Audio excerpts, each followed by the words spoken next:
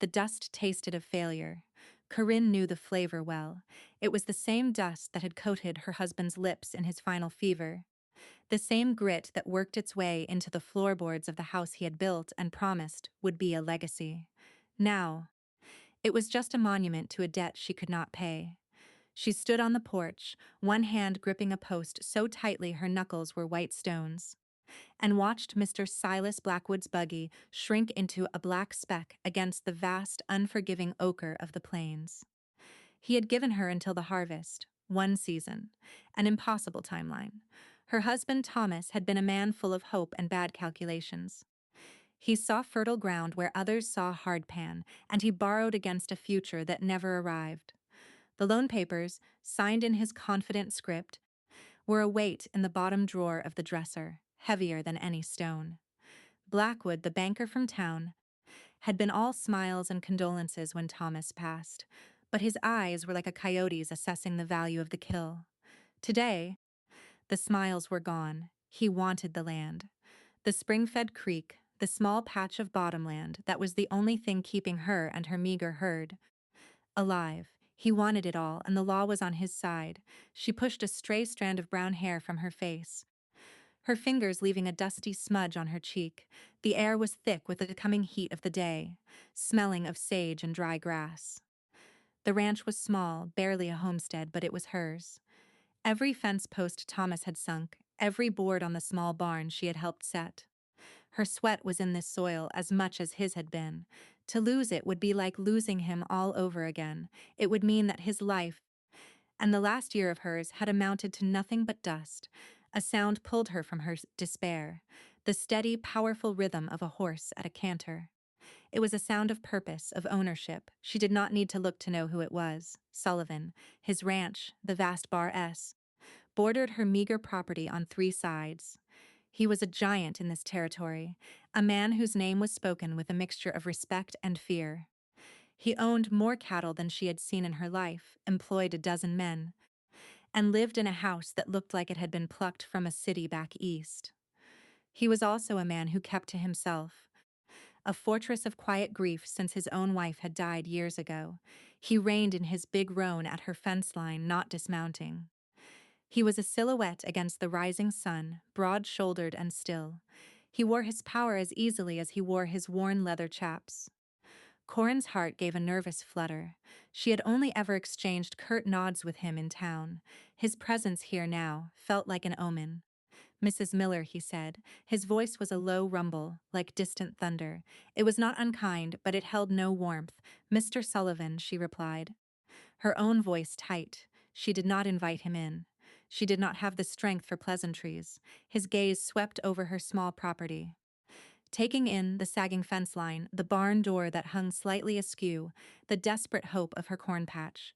His assessment was quick, clinical, and she felt a hot flush of shame rise up her neck. He was seeing everything that was wrong, everything she was failing to hold together. "I saw Blackwood's buggy leaving," he stated. It was not a question. Sullivan did not seem like a man who asked questions when he already knew the answers. Corinne just nodded, her jaw tight. She would not spill her troubles to him. Her pride was a thin, brittle thing, but it was all she had left. He was silent for a long moment, his eyes, shadowed by the brim of his hat, fixed on her face. "I'll buy it," he said, the words blunt and clean as a butcher's knife. "The land. I'll pay off Blackwood's note and give you enough to get a stagecoach ticket back east." Fair price. The offer hung in the air between them, practical and devastating. It was a lifeline and an insult all at once. He was offering to erase her, to sweep away the last remnants of her life here, and solve his own problem of an inconvenient neighbor. She felt the sting of it, the dismissal of her struggle. He saw a failing property, not a home. She lifted her chin. The dust on her cheek felt like war paint. "This ranch is not for sale, Mr. Sullivan." A flicker of something, surprise, maybe even respect, crossed his face before it was gone, shuddered away behind that stoic mask. He looked at her, truly looked at her. For the first time, he saw the exhaustion in her eyes, but he also saw the unyielding fire behind it. He had expected tears, desperation. He had not expected defiance, Blackwood won't give you a fair price, he said, his tone shifting slightly. He'll take it for the debt and not a penny more. Then he will have to take it, she said, her voice shaking only a little. But I will not sell it. He stared at her for another long moment, the silence stretching. The roan shifted its weight, the saddle leather creaking in protest. Corinne stood her ground, her bare feet planted on the rough wood of the porch Thomas had built. Sullivan finally gave a slow, almost imperceptible nod. He did not argue. He simply gathered his reins, turned the magnificent horse, and rode away, leaving her alone in a cloud of dust that tasted, for the first time, a little bit like victory. The days that followed were a blur of punishing work. Corin rose before the sun and fell into her cot long after it had set. She mended the fence with clumsy hands and baling wire, her palms raw and bleeding. She hauled water from the creek until her shoulders screamed in protest. She hoed the corn patch, her back a single knot of pain. She was fighting a war on a dozen fronts, against time, against the land, against the crushing weight of her own solitude. One afternoon, the war turned against her. A section of fence by the creek, the one she had patched 3 times, finally gave way. Her 3 cows, her only real assets besides the land itself, had wandered off, likely onto the vast open range of the Baras panic. Cold and sharp seized her. Losing them would be the final blow. She ran, her breath tearing at her lungs, following the tracks in the soft mud by the creek bed. She found them grazing peacefully not half a mile into Sullivan's property, their presence an insult to his immaculately maintained fences and prize-winning herds. As she tried to herd them back, a bull, a massive, horned beast from Sullivan's stock, took notice. It lowered its head, pawing the ground, a low rumble starting in its chest. Corinne froze, her heart hammering against her ribs. She was 100 yards from the nearest tree, with nothing but open space and a very angry animal between her and safety. She started to back away slowly, her mind racing. She had faced hardship, but she had never faced down a ton of angry muscle and horn. Just as the bull took a preparatory step forward, a rider appeared on the ridge. It was Sullivan. He did not shout. He did not spur his horse into a frenzy. He simply rode down the slope with an unnerving calm. Placing his roan between her and the bull, he spoke to the animal in a low, steady voice, a string of nonsense syllables that were more about tone than words. The bull watched him, its anger seeming to deflate under the man's quiet authority. After a moment, it gave a disgruntled snort and lumbered away. Sullivan turned his attention to her. His face was unreadable. "Your fence?" he asked. "It gave way," she admitted, her voice trembling with the aftermath of fear. "I'm sorry, I was coming to get them." He dismounted, his movements economical and precise. He walked over to where her cows were grazing, unconcerned. He did not look at her as he spoke. "You can't manage this on your own." It was not a judgment, just a statement of fact. "I have to," she said, her pride flaring again, even in her relief. He ignored her protest. He pulled a length of rope from his saddle and, with an expertise that was almost beautiful to watch, had her 3 cows tied together and ready to lead it in under a minute. He handed her the rope. His fingers brushed hers, and a jolt, unexpected and warm, shot up her arm. His hands were calloused and strong, the hand of a man who worked despite his wealth. "I'll send a man to fix your fence properly," he said, turning back to his horse. "It's no trouble. Can't have your stock mixing with mine." The reason was practical, businesslike, but the offer was an act of grace she had not expected. "I can't pay you," she said quickly. He paused, his hand on the saddle horn. He looked over his shoulder at her, and for the second time, she saw that flicker of something in his eyes. "I'm not asking for pay, Mrs. Miller." He swung himself into the saddle.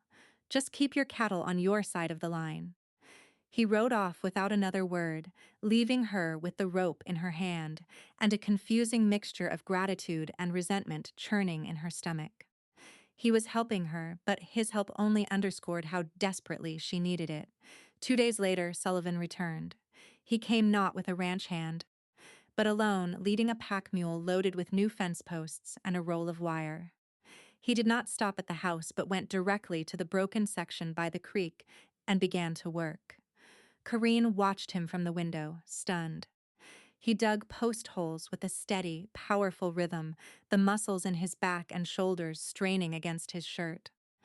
He was the wealthiest man in the territory, and he was digging holes on her pathetic patch of land as if it were the most natural thing in the world.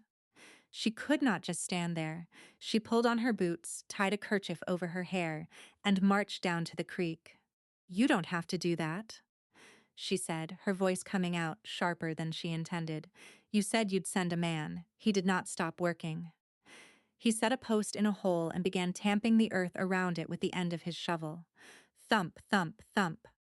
"My men are busy with the north pasture," he said without looking at her. "This is faster." An awkward silence fell, broken only by the sound of his work. She felt useless, standing there while he fixed her problem. She grabbed the wire stretcher, a tool Thomas had used. "I can help," she said. He finally stopped and looked at her. He seemed about to refuse. But then he just gave a short nod and went back to his work. They worked side by side for the rest of the afternoon. The silence between them was different this time. It was not the tense silence of their first meetings, but a companionable quiet, the silence of two people engaged in a common task. She found a rhythm with him, anticipating his needs, handing him staples before he asked. Pulling the wire taut as he secured it, she saw the way he moved, with the deep ingrained competence. Every action was efficient, wasting no energy. She also saw the small things, a deep scar across the back of his left hand, the way his brow furrowed in concentration. He was not just the powerful rancher. He was a man who understood work, a man whose body knew the language of the land. When the sun began to dip below the horizon, the fence was stronger than it had ever been. It was a beautiful, straight line of taut wire and sturdy posts. It was a wall of security she could not have built herself. "Thank you," she said, her voice quiet. The words felt inadequate. He wiped the sweat from his brow with the back of his sleeve, leaving a streak of dirt. "It's a fence," he said, as if it were nothing. But it was not nothing. It was 4 hours of his life, a gift of strength she could never repay. As he packed his tools, his gaze fell on her hands. They were red and raw, with a fresh blister forming on her palm from the wire stretcher. He did not say anything, but his eyes lingered on them for a fraction of a second too long. In that brief glance, she felt seen in a way she had not since Thomas died.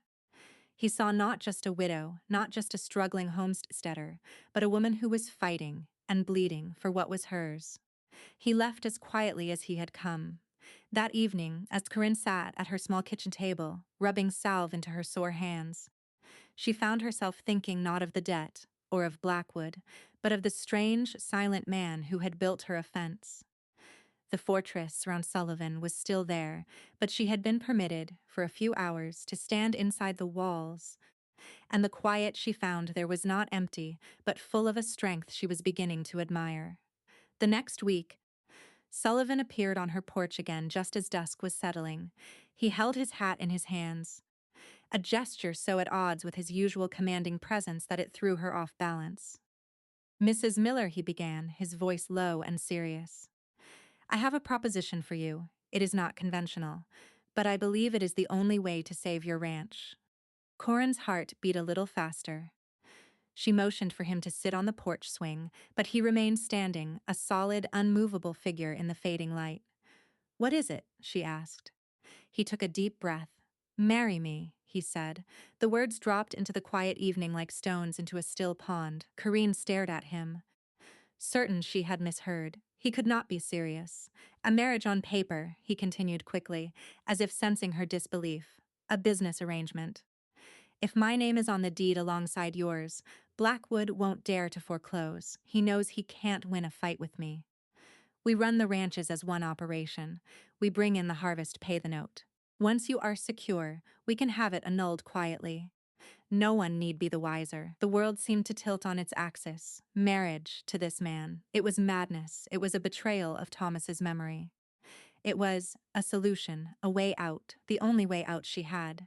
She thought of Blackwood's predatory eyes, of the crushing weight of the debt, of the impossible task of bringing in the harvest alone. "Why?" she whispered, searching his shadowed face for a reason. Why would you do this? He looked away, out toward the horizon where the last vestiges of sunlight bled into purple and orange. Blackwood is a vulture, he said, his voice hard. I don't like vultures picking off my neighbors, and I respect a person who fights for what is theirs. You did not sell. He looked back at her, his gaze direct and piercing. It is a clean solution to a messy problem. Nothing more. Nothing more. The words were a shield, for him and for her. He was offering her protection, not affection. A contract, not a commitment. She thought of his quiet grief, the walls he had built around himself. This arrangement suited him perfectly. It allowed him to do what was right without risking his heart, and for her, it allowed her to survive without surrendering her pride. It was not charity, it was a partnership. She started, her mind a whirlwind of doubt and desperate hope. She looked at her small house, the land stretching out in the moonlight. This was her home. She would do anything to save it. All right, Mr. Sullivan, she said, her voice barely a whisper. I accept your proposition. The wedding, if one could call it that, was a sterile affair in the dusty office of the town's justice of the peace. The justice, a man named Peters, peered at them over his spectacles, his expression a mixture of confusion and professional indifference. The only witnesses were two men pulled from the street, who looked more interested in the $5 gold piece Sullivan pressed into their hands than the solemnity of the occasion. Corinne wore her best dress, a simple calico that suddenly felt plain and childish. Sullivan stood beside her, silent and unyielding as a granite cliff. He had not touched her, not even to help her down from the wagon. When Justice Peters prompted him for the ring, he produced a simple, unadorned gold band. It had likely been his mother's, or perhaps even his late wife's. The thought sent a chill through her. As he slid it onto her finger, his calloused thumb brushed against her skin. The contact was brief, impersonal, but it sent a shock through her entire body. She was now Mrs. Sullivan. The name felt foreign and heavy in her mind. After the papers were signed, they walked out into the harsh midday sun. A group of women, including the town's most notorious gossip, Mrs. Petty, stood across the street, their heads together, whispering like a flock of crows. Corinne felt their eyes on her, sharp and judging. A widow of less than a year, marrying the territory's most powerful and reclusive rancher. The scandal would be the talk of the town for months. She felt her cheeks burn, and instinctively took a step closer to Sullivan. He seemed not to notice the gossips, or if he did, he gave no sign. He simply led her to his wagon and helped her up. The ride back to her, to their ranch, was silent. The new gold band on her finger felt like a brand. When they arrived, the place looked exactly the same, yet everything was different. This was no longer just her home. It was the stage for their elaborate pretense. Sullivan carried his saddlebags into the house and set them on the floor.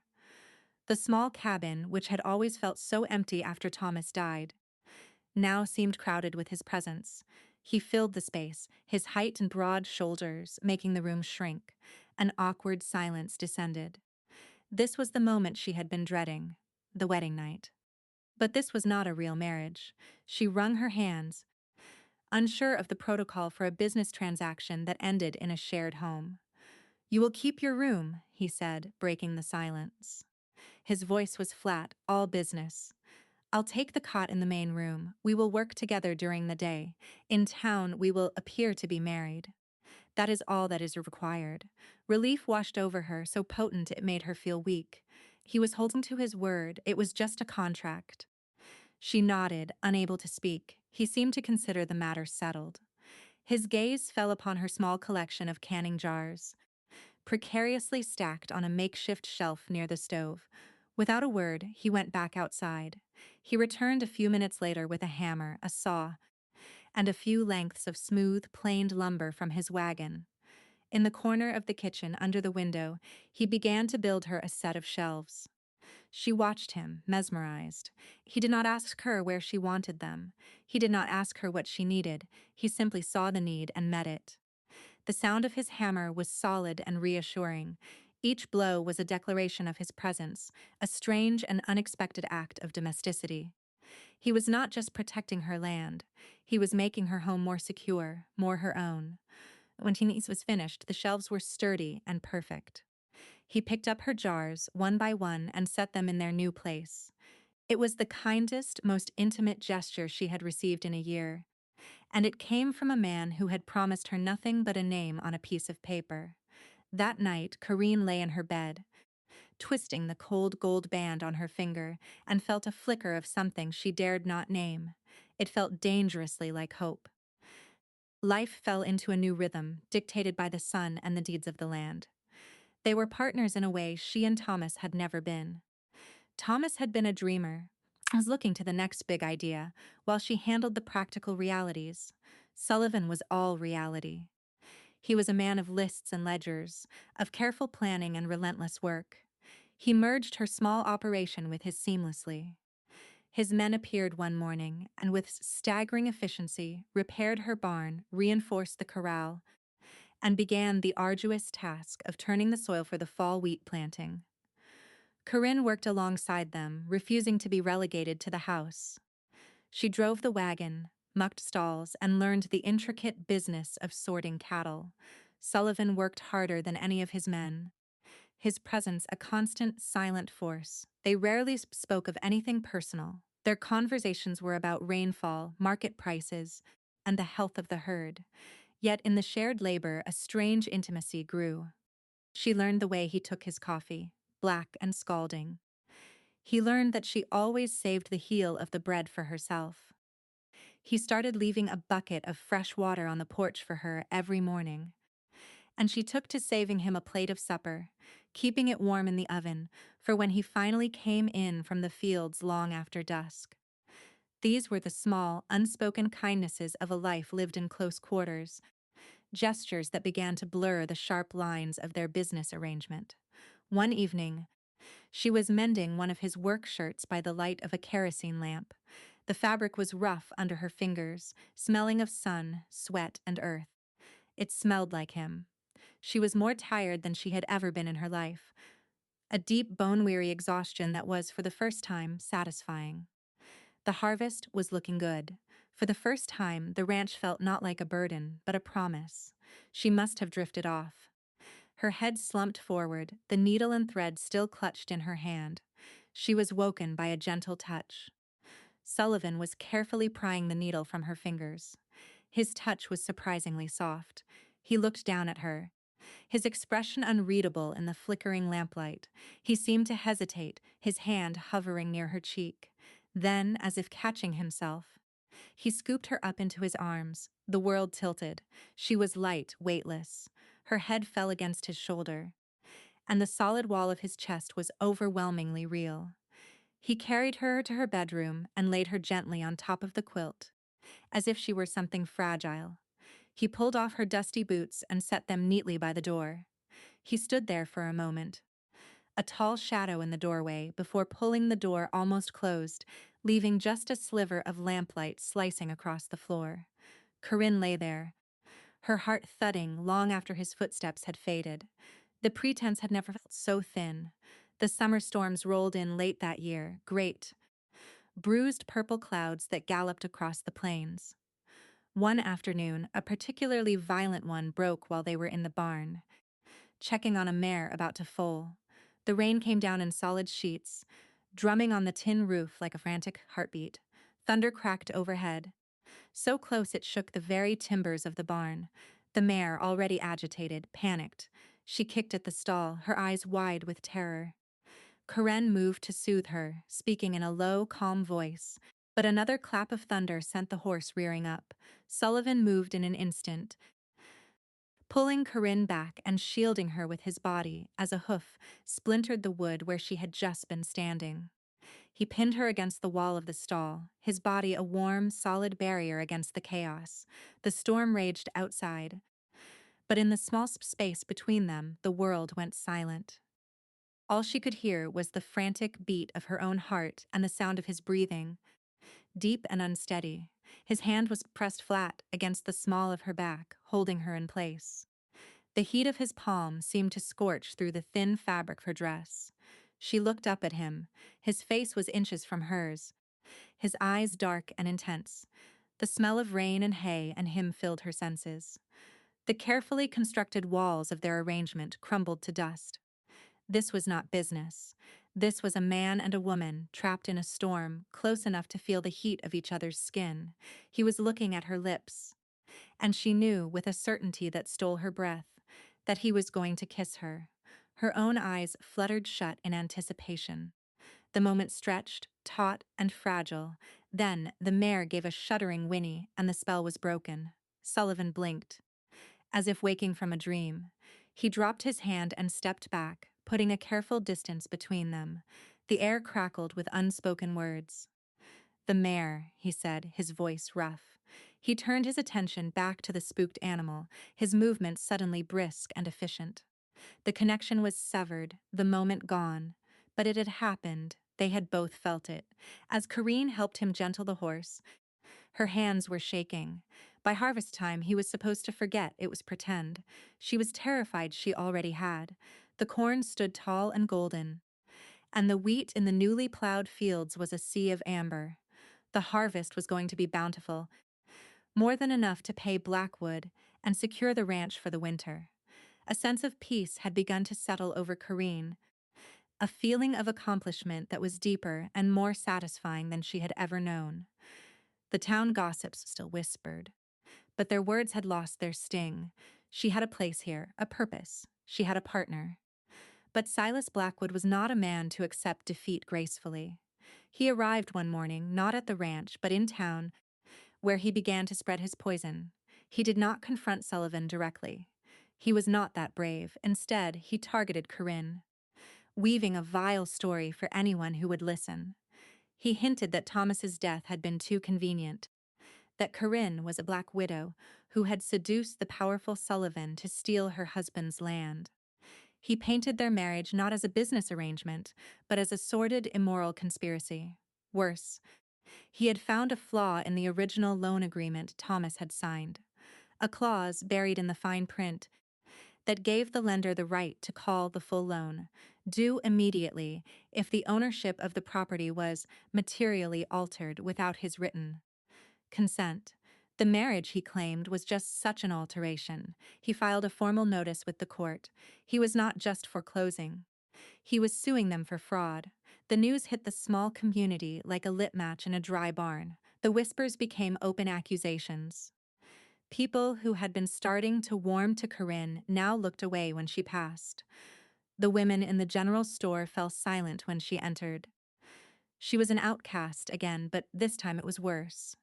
She had dragged Sullivan's good name into the mud with her. She saw the change in him immediately.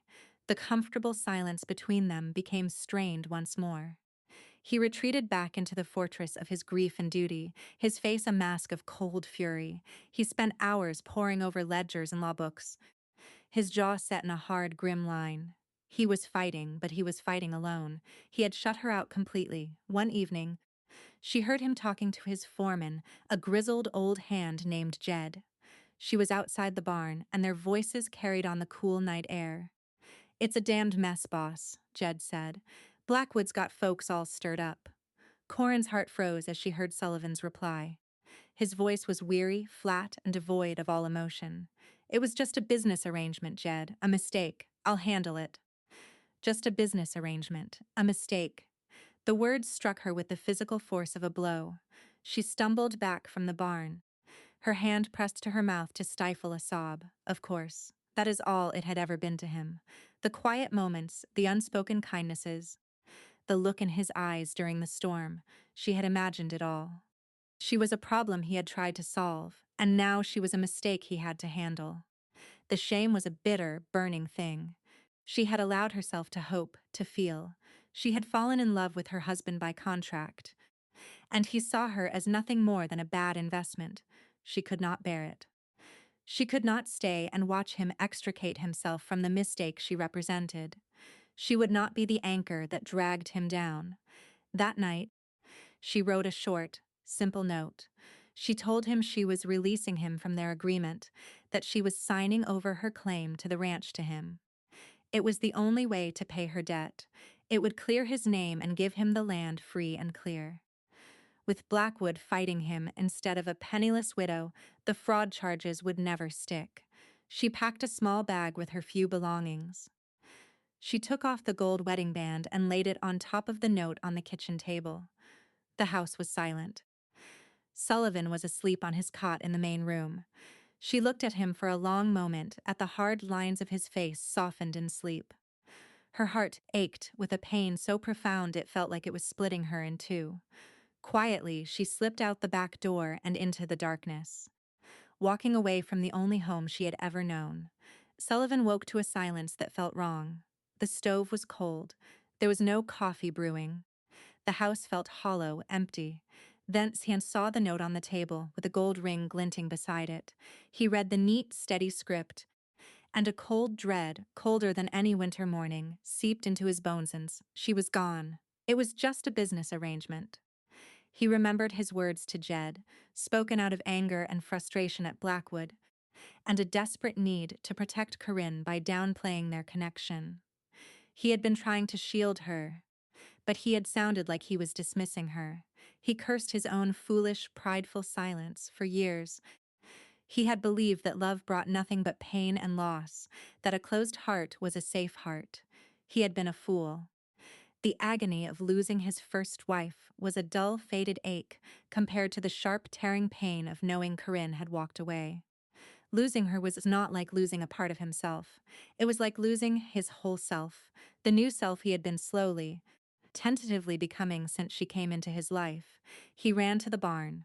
Her old, sway-backed mare was gone. He did not hesitate. He threw a saddle on his roan, not even stopping for a coat. He had to find her. He had to make her understand.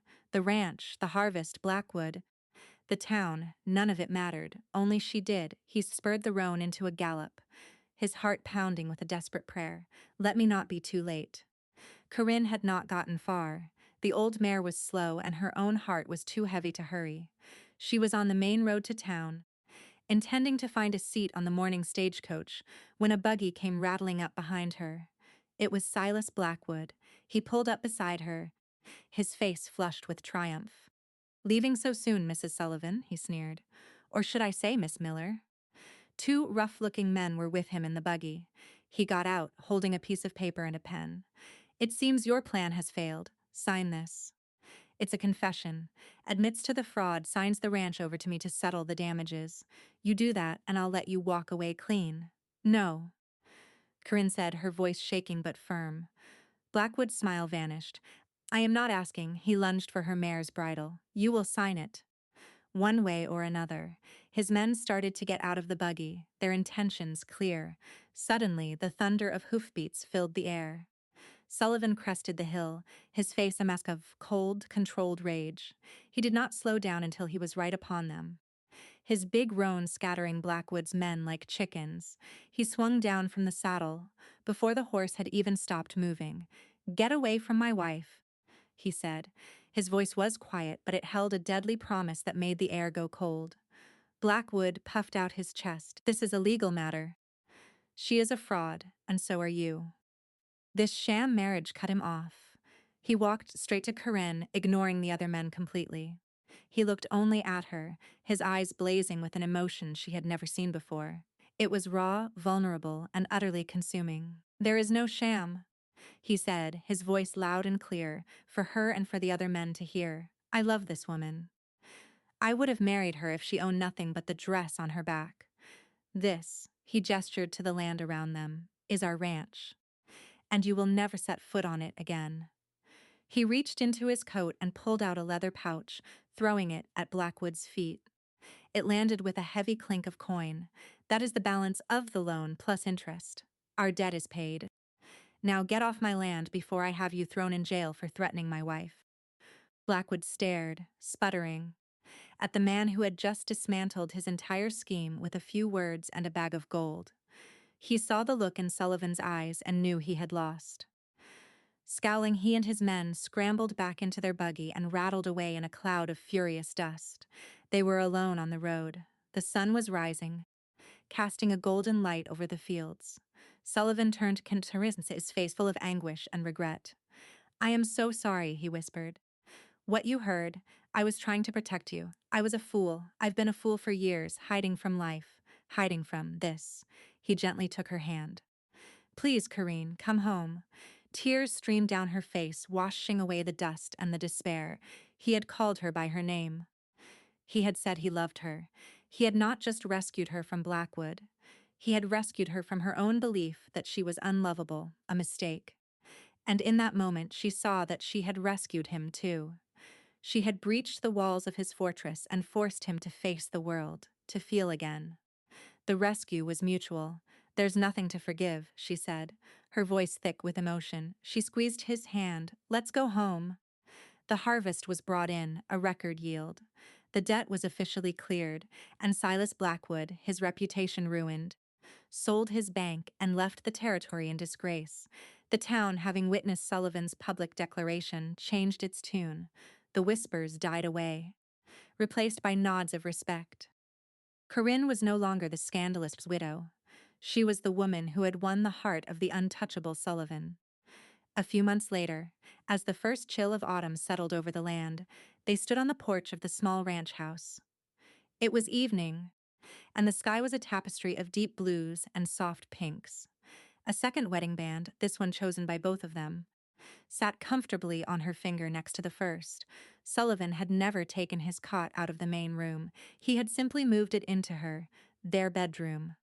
He came to stand behind her, wrapping his arms around her waist and pulling her back against his chest. He rested his chin on her shoulder, and they watched the last of the sun's rays disappear behind the distant hills. The pretense was not just forgotten. It seemed like it had belonged to another lifetime, to two other people. Next spring, he said quietly, his breath warm against her ear.